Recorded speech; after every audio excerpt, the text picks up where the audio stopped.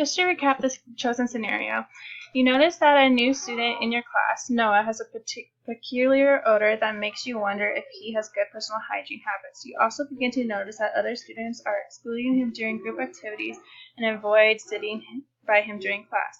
This is causing a major problem when you assign group work, since Noah always ends up turning in a separate assignment than the rest of the group. Then one day you hear a student call Noah a degrading name because of the smell. Other students join in and cause a disruption in your class. You have heard students come up and complain, saying that the smell is distracting them from their work. As the teacher, you need to decide what to do to stop the bullying in class and find out why Noah has that peculiar smell. In part 1, we discussed the possible causes of this particular problem, including environmental, cultural, medical, and disabilities associated with the cause. Now we will discuss the possible solutions.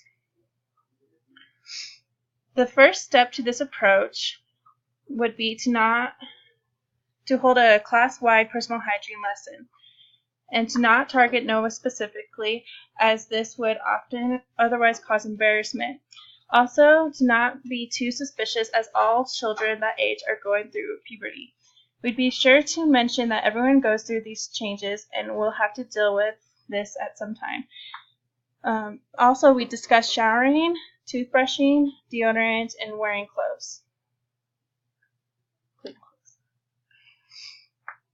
In the second step of the solution,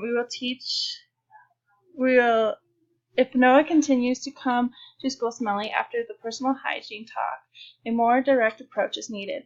We take time to pull him aside and express your honest concern. Ask if he has been keeping up with his personal hygiene habits.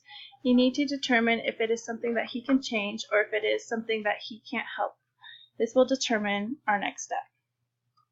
If it is something he can change, we'd be more direct with him about the steps he needs to take to fix the problem. We discuss why it is important and how the smell is affecting his learning. If it is something that he can't change, we'd come up with a plan with him so that it doesn't interfere with his interactions with the other kids. We'd also ensure that we'd convey a sense of genuine care.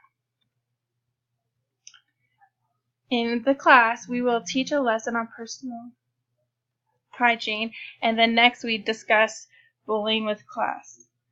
In order to create a better classroom environment. Rather than focus on bullying, we create a team environment. Remind the students daily that they are a team. We teach team members to stand up for each other, have each other's back, and treat each other with respect. We create a classroom chant and repeat it daily. An example of this would be, we work together, we treat each other kind, we work as a team, and we won't be outshined. We set an example for our students by treating each other with respect. Lastly, if we couldn't fix the smell, one thing to consider with a solution for this is what if the smell cannot be changed due to some cultural aspects such as food or religion. To fix this, we would want to give a lesson explaining smell that could be associated with different cultures.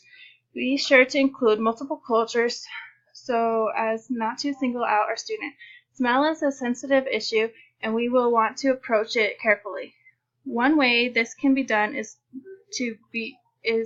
being in a variety of cultural food with a particular smell. Explain how when this food is eaten, the smell will still linger on you. Help your students understand that just because it is a smell you are not used to, it does not make it a bad smell. Instead of treating someone rudely for the way they smell, be kind and try to understand the reason behind it.